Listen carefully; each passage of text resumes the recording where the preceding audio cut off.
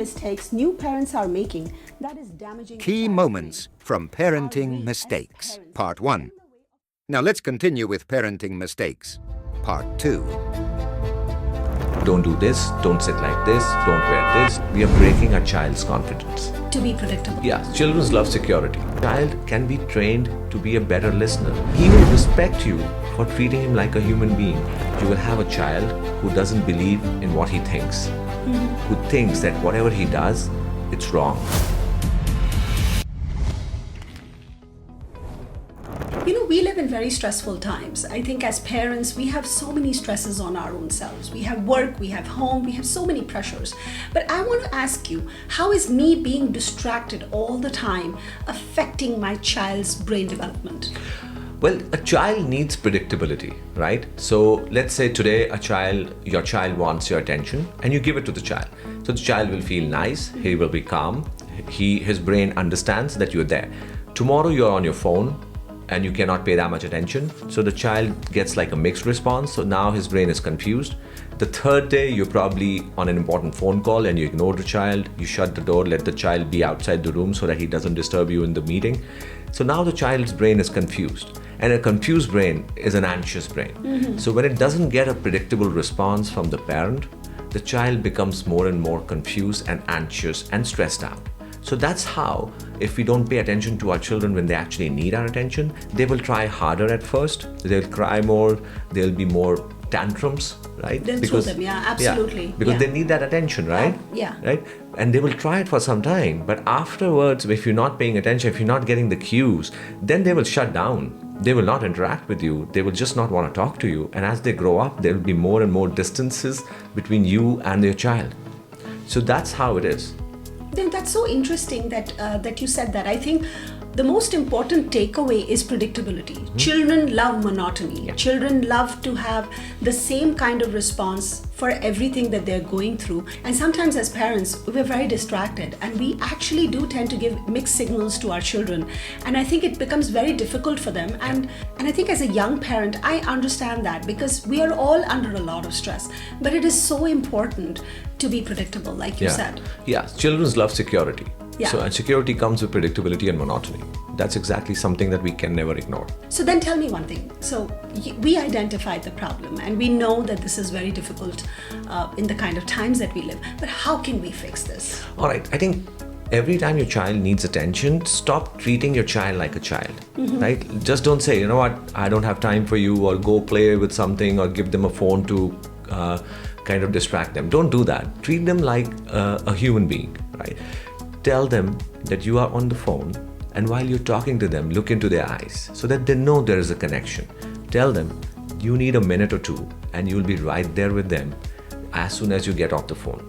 Give them a reason. Tell them that you are on an important phone call, right? Tell them it's important for you. Just stay calm for 30 seconds to a minute and I'll be right there with you. You try that a couple of times. The child can be trained to be a better listener and he will respect you for treating him like a human being and not just somebody who should be told to do whatever your parent wants you to. So interesting. So what is important to understand is that children aren't just children. Their brain is like a small adult brain. So if you treat them like that, give them the respect, explain to them what you're going through and how you just need a couple of minutes before you're there to answer their question can make such a big difference in their brain development. You know, as we were talking about how we live in very stressful environments and, you know, we can all tend to lose our cool sometimes. So what if I yell at my child?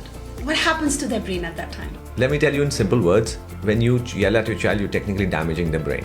So, Oh my God. Okay. But the good thing is, the brain likes the damage, but it loves to repair itself. Wow. Okay. We are all humans, we can have a bad day, we can yell at our child, and it's okay, although that should not become a habit. But when you yell at your child, it is very important that you also give the brain a chance to repair itself. So repair itself emotionally. So let's say I yelled at my child. After a few hours, once things have calmed down, it's my duty, not my child's duty, to come over and explain it to the child that I was wrong. And there is no ego in there. I should let the child know that it was my mistake. And let's say it was the child's mistake. You still would let him know or her know that it was your mistake that you yelled, but you yelled because the child was doing that.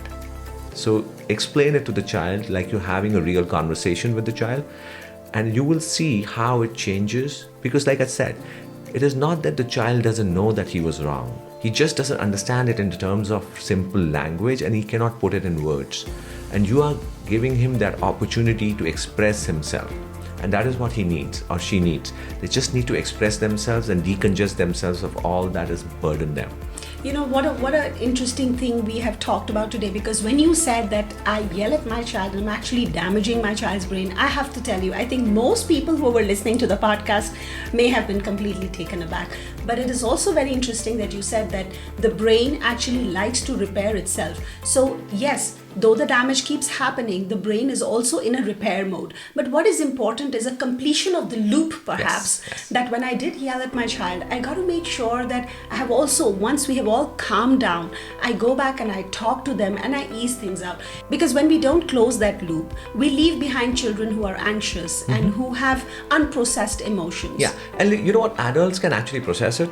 It's easier for us to forget it or maybe put it in the back of our mind. We may not be able to forget it, but we just like try to move on. But children can't. Exactly. And it kind of scars them. And you would probably remember that when you were growing up, there was this bad day with your mom and dad, or that when they yelled at you or when they hit you, or that should never happen, by the way. And that has left you with bad memories still after like 20, 30 years. Because we are not mature enough to process that emotion, even though we understand it. So I also want to ask you, what other behaviors are we doing that are actually damaging our children's brains? Well, there's one important thing that we do every day that can actually make our child dumb, right? And I'm sorry to use that word, but I tell you what, how many times do we correct our children during the day? Take a guess. Multiple times. You're right, multiple times. On an average, a parent corrects their child up to 15 to 20 times a day. Don't do this, don't sit like this, wear this, don't wear this, don't eat this is not good for you. You know what we're doing? We are breaking our child's confidence. And if you keep doing that, you will have a child who doesn't believe in what he thinks, who thinks that whatever he does, it's wrong.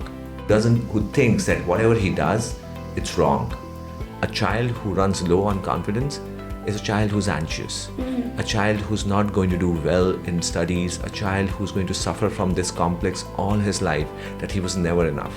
And that is not a feeling we want for our children, do we? Not really. But then I want to ask you, Dr. Chandra, that it's almost impossible to not correct your children. Yeah. That's what I'm sure most of the listeners today will say this, that, Yeah. you know, after all, we have to be the people who are going to tell our children what to do and what not to do. So what is the way around this? Well, there are a couple of things. First Yeah. of all, don't try to correct everything in one single day. Okay. Right? Be patient with the child. Second, let the child make some mistakes and learn on his own, especially the ones that do not involve life-threatening activities, right? So if they're trying to color with something or if they're trying to mess up something, let them make a mistake and learn on their own. Number 3, try to show it to them rather than tell them what to do. So let's say a child is trying to do something which is, let's say he's trying to pluck a flower and you don't want him to pluck a flower. So the next time, show the child how long it takes to actually plant and then bring a flower to a plant. Show your child rather than trying to tell them what to do. The children learn by looking at their parents, emulating them rather than being told what to do. Try these few things and you will see the interaction between you and your child has changed completely.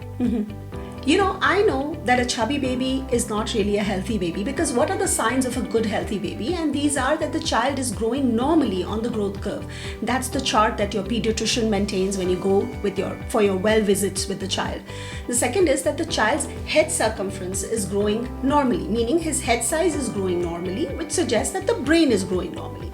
The child is very playful and interactive, meaning he has good muscle tone. The next thing is that the child is giving you good cues for feeding. You know, he's hungry, so he cries maybe, or he turns his face towards the breast, and when he is satisfied, he stops crying. So I know that those signs are those of a healthy baby. And you see that chubbiness is not a criteria, correct? Absolutely, but then I want to ask you, why do babies look so chubby? Well, fat is very important for the body, not just for adults, even for babies. Fat protects the babies from falling again and again. It's like a shock absorber. Wow. Fat is extremely important for their growth, for their brain development, and it also acts like an energy reservoir. So in case the baby is not fed, the baby doesn't have enough reserve inside to go through except fat. So that's how fat is very important for the baby, and the God sends the baby with a lot of fat. That's why baby look chubby. That's so interesting. So God sends them with a fixed deposit reserve that you have this in case there is a problem. Yes. You always have this to draw on to. Correct. Well, I want to ask you this. When does having a chubby baby become a red flag? Well, when the baby starts gaining weight way more than it starts growing in length, when you are force feeding the baby, when the formula is over concentrated, when you are actually feeding the baby to make him sleep rather than when he's hungry, when you add the grains or top feeds on top of the breastfeeding, it becomes a problem. And when baby is fed to stop crying rather than he's actually hungry. If you're doing these things and your baby is chubby, you're not doing the right thing. You know, chubby babies are so cute. So how is having a chubby baby going to affect the baby in the long run? Why is it so bad? Well, just being a chubby baby doesn't make the baby automatically healthy. So in our tradition, we've been told that a lean baby is a weak baby and a chubby baby is a healthy baby. Well, let me tell you, if your baby is way too chubby, that baby is at a risk of developing eating disorders in adolescence. Eating disorders mean overfeeding or underfeeding themselves. Number 2, they are at a high risk of developing diabetes and insulin resistance. Number 3, they are at high risk of developing heart disease and brain disease. Number 4, fatty liver and metabolic syndromes. So all these diseases actually start in the childhood. And you would see it all around you. People who have been chubby all their lives end up with a lot of problems in adulthood. So important, Dr. Chandra, that you bring this up. It is so important that when the child is less than a year old, just because you want them to look cute, you really don't have to overfeed them, because that can lead to a lifetime of medical disorders, as you talked about, including big disorders like diabetes and liver disease, which have their root in that very first year of their life. Yes, absolutely. The first few years are the most important part of anyone's life. Let me ask you this. What are the most common feeding mistakes parents are making today? Because I know that parents understand that if the child is crying, it means that he's hungry. But can you tell me a little bit about the most common mistakes that we are making? So I think parents believe that every time a child cries, he's hungry. I think that is the biggest mistake. And crying is usually probably one of the last signs that the child would resort to. There are very early signs that the child is hungry. Like the child would open their mouth, would put their finger or hand in their mouth when they're hungry. A child would turn towards latching onto the breast again and again, trying to find somewhere to latch to eat. A child would like lip smack or lick their lips to show that they're hungry. So there are a lot of early signs that parents don't know, so they miss. And when you keep missing them, there's a point when the child gets really frustrated, and that's the time when the child will start crying. So thinking that every time a child cries, the child is hungry is not correct. So don't feed your child every time the child is crying. So you told us about the cues to watch for that tells us that the child is hungry, but how do we know that the child is full and it's time to stop feeding? Well, there are a couple of things. Once the child's tummy is full, the child will slow down on the sucking. The child will be very relaxed, probably ready to sleep. The child will turn their face away from the bottle or from the breast, right? And will not want to feed again. So these are the few signs that you can look at. And believe me, if the child is not hungry, it will not ask for food. It won't take the feed. So don't force feed your child. Just respect the child and when you look at the child. And that is the biggest thing that I can say. So very important to understand that you have to look at the cues from the child, whether he's hungry or he's full. Just because you believe you're on a schedule and it needs to be fed, don't go with that. That can be very harmful. Absolutely. So thank you everybody for joining us on this podcast about the most common parenting mistakes. Please let us know in the comment section what you think about this podcast. Also let us know if there are any other topics you would like to cover in our forthcoming podcasts. Till then, thank you for being a part of the Dr. Good Deed family. Thank you.